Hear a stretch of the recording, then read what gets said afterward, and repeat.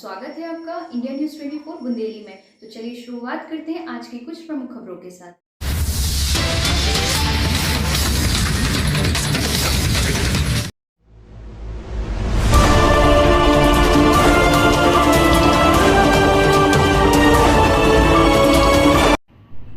नरौली विधानसभा क्षेत्र में भाजपा के टिकट के बाद भाजपा में बगावत के सुर हुए शुरू।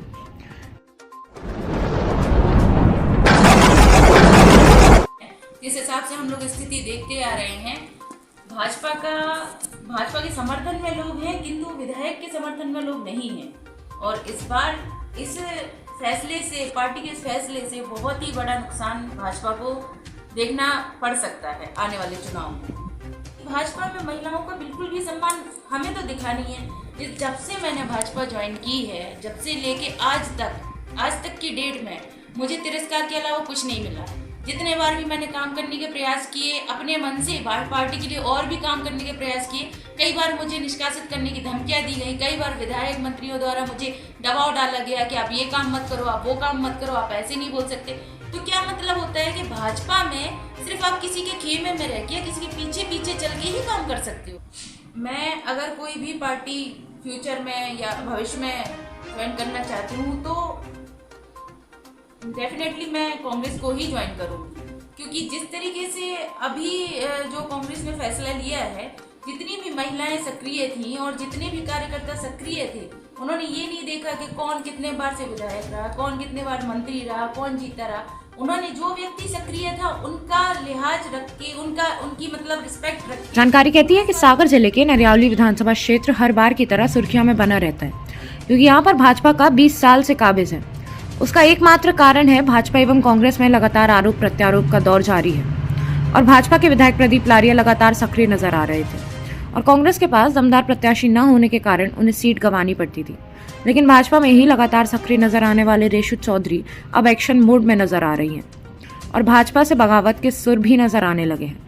यह देखना अब लाजमी रहेगा कि नरौली विधानसभा क्षेत्र में इस बार भाजपा को किस तरह मुश्किलों का सामना करना पड़ेगा। यह भी देखने वाली बात होगी क्योंकि नरौली में लगातार सक्रिय महिला नेत्री रेशु चौधरी दावेदार पेश कर रही थी, लेकिन भाजपा ने उनके टिकट पर विचार नहीं किया, जिसमें उन्होंने बताया कि भाजपा में महिलाओं का सम्मान नहीं है और लगातार मुझ पर अत्याचार किया जा रहा है और मुझे प्रताड़ित किया जा रहा है, जिसको लेकर अब देखना होगा कि इस बार के चुनाव में बीजेपी की मुश्किलें बढ़ सकती हैं और कांग्रेस को इसका फायदा हो सकता है। अब देखते हैं कि जनता किस तरह अपना प्रतिनिधि चुनती है नरौली विधानसभा में और किसे अपना विधायक बनाती है, क्योंकि यह बगावती तेवर भी भाजपा को चुनाव में भारी पड़ सकते हैं। इंडिया न्यूज़ 24 बुंदेली की ब्यूरो रिपोर्ट। क्या देखती है, लगातार नरौली विधानसभा क्षेत्र से आप सक्रिय नजर आ रही थी, उसके बाद भी भाजपा द्वारा 3 बार से रहे एमएलए प्रदीप लारिया को ही टिकट दिया गया। क्या रणनीति है आगे का, आपका क्या है? देखिए, पार्टी ने जो भी डिसाइड किया है अपने स्तर पर सही डिसाइड किया होगा। जो भी फैसला लिया है मेरे हिसाब से उनके हिसाब से ये सही है, लेकिन क्षेत्र के हिसाब से ये बिल्कुल भी सही नहीं है। जिस हिसाब से हम लोग स्थिति देखते आ रहे हैं, भाजपा के समर्थन में लोग हैं, किंतु विधायक के समर्थन में लोग नहीं हैं। और इस बार इस फैसले से, पार्टी के इस फैसले से बहुत ही बड़ा नुकसान भाजपा को देखना पड़ सकता है आने वाले चुनाव में। क्या कांग्रेस पार्टी ज्वाइन है या कांग्रेस के अधिक जो भी कार्यकर्ता उनसे बात हुई है आगे, क्या है आपका? देखिए, मैं अगर कोई भी पार्टी फ्यूचर में या भविष्य में ज्वाइन करना चाहती हूँ तो डेफिनेटली मैं कांग्रेस को ही ज्वाइन करूँगी, क्योंकि जिस तरीके से अभी जो कांग्रेस ने फैसला लिया है, जितनी भी महिलाएं सक्रिय थीं और जितने भी कार्यकर्ता सक्रिय थे, उन्होंने ये नहीं देखा कि कौन कितने बार से विधायक रहा, कौन कितने बार मंत्री रहा, कौन जीता रहा। उन्होंने जो व्यक्ति सक्रिय था उनका लिहाज रख के, उनकी मतलब रिस्पेक्ट रख के उनको इस बार मौका दिया और महिलाओं को सबसे ज्यादा मौका दिया। तो मैं ये जानती हूँ कि कांग्रेस में महिलाओं का सम्मान होता है, लेकिन वही भाजपा में महिलाओं का बिल्कुल भी सम्मान हमें तो दिखा नहीं है। जब से मैंने भाजपा ज्वाइन की है, जब से लेके आज तक की डेट में मुझे तिरस्कार के अलावा कुछ नहीं मिला। जितने बार भी मैंने काम करने के प्रयास किए, अपने मन से पार्टी के लिए और भी काम करने के प्रयास किए, कई बार मुझे निष्कासित करने की धमकियां दी गई, कई बार विधायक मंत्रियों द्वारा मुझे दबाव डाला गया कि आप ये काम मत करो, आप वो काम मत करो, आप ऐसे नहीं बोल सकते। तो क्या मतलब होता है कि भाजपा में सिर्फ आप किसी के खेमे में रह के, किसी के पीछे पीछे चल के ही काम कर सकते हो क्या अपने दम पे कोई काम नहीं कर सकते हो? हम अपने दम पे अपना पैसा लगाते हैं, अपनी सारी चीजें करते हैं, हम अपना काम करते हैं, सक्रिय रहते हैं, सक्रियता बनाए रखते हैं। ना तो उन्होंने ये सोचा कि ये लड़की इतनी सक्रिय है, इतनी कम उम्र में इतना काम कर रही है, ठीक है आप हमें टिकट नहीं दे रहे, हम इससे हमें कोई मलाल नहीं है कि आपने हमें टिकट नहीं दिया, किंतु आप हमें इस लायक भी नहीं समझ रहे हो पार्टी में किसी दायित्व पर है। आप ये बताइए, हम हमारे बाद आए लोगों के लिए आपने दायित्व दे दिए, लेकिन हमारे लिए ये बोलते हैं कि आपको थोड़ा इंतजार करना पड़ेगा। ठीक है हम इंतजार करने में, लेकिन क्या आप इस चीज़ की गारंटी दे सकते हैं कि 10 साल 20 साल बाद ये हमारे लिए कुछ सोचेंगे? और अगर हम आज पूरी ईमानदारी के साथ, पूरी जिम्मेदारी के साथ अपना काम करते आए हैं, तो ये बताइए क्या हमारे ये ये नहीं बनता है कि हम कुछ डिमांड कर सकते हैं कि भाई हमें ये चाहिए? क्या पार्टी कहती है कि हम एक परिवार की तरह, तो क्या परिवार में इतना भेदभाव होता है कि एक बच्चे को सब कुछ मिल रहा है, एक बच्चे को साइड में बिठा दिया जाए कि उसको खाने के लिए 2 रोटी तक ना मिले? आप बताइए क्या ये चीज सही है?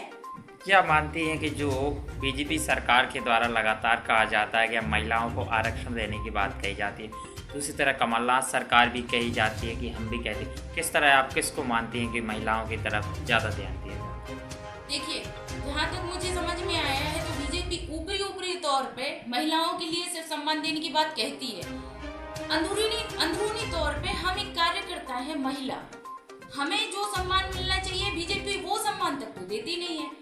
जब से मैं भाजपा में आई हूँ, आज मैं आपके सामने खुल के बात कर रही हूँ, जो मेरे साथ हुआ है भाजपा में वो मैं आपको खुल के बता रही हूँ। मैं जिस दिन मैंने भाजपा ज्वाइन करने के पहले एक इज्जतदार महिला, एक इज्जतदार घर से, ठीक है, एक अच्छा रिस्पेक्ट, एक औहदा था मेरा पूरे समाज में, पूरे क्षेत्र में, पूरी सभी जगह।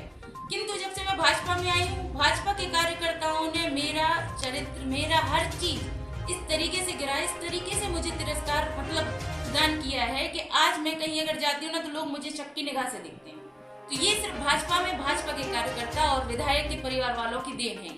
अब आप बताइए, भाजपा महिला को सम्मान ज्यादा करती है और कांग्रेस करती है? कांग्रेस का मैं तो नहीं जानती कि अंदरूनी तौर पे क्या है, किंतु मैं भाजपा का जानती हूँ क्योंकि मैं भाजपा की कार्यकर्ता हूँ और मेरे साथ जो हुआ है वो मैं अपनी आप बीती आपको सुना रही हूँ। कहीं अगर मैं किसी के साथ बैठ जाऊँ पार्टी में, उस व्यक्ति तक ये खबर पहुंचा दी जाती थी जिले से कि क्या कहते वो महिला सही नहीं है।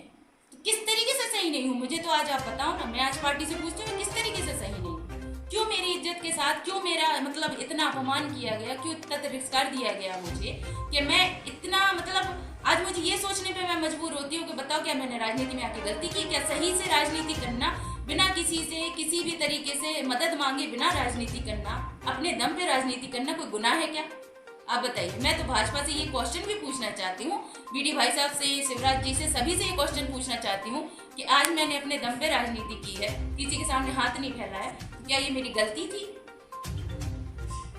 क्या देखती है? देखिए सागर की 8 विधानसभा क्षेत्र में बीजेपी के द्वारा एक भी महिलाओं को टिकट नहीं दिया गया और वहीं कांग्रेस को देखा जाए तो उन्हें महिलाओं को आरक्षण देखते हुए सभी जो 8 विधानसभा है उसमें से 4 में महिला सीट को उतारा है। इसको किस नज़रिए से?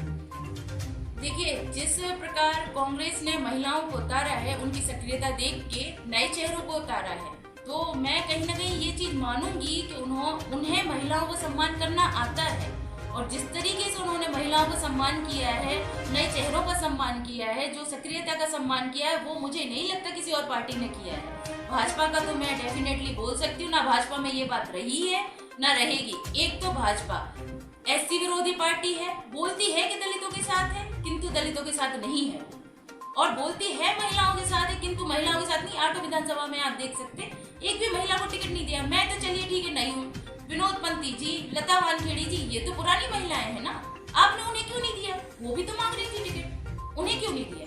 वो भी तो महिलाएं हैं। 8 विधानसभा में आप एक भी महिला को दे देते तो हम लोग संतुष्ट होते। खबरों में अभी तक के लिए बस इतना ही। मिलते हैं अगली ऐसी बड़ी खबरों के साथ, तब तक के लिए नमस्कार। देखते रहिए इंडियन न्यूज़ 24 बुंदेली चैनल।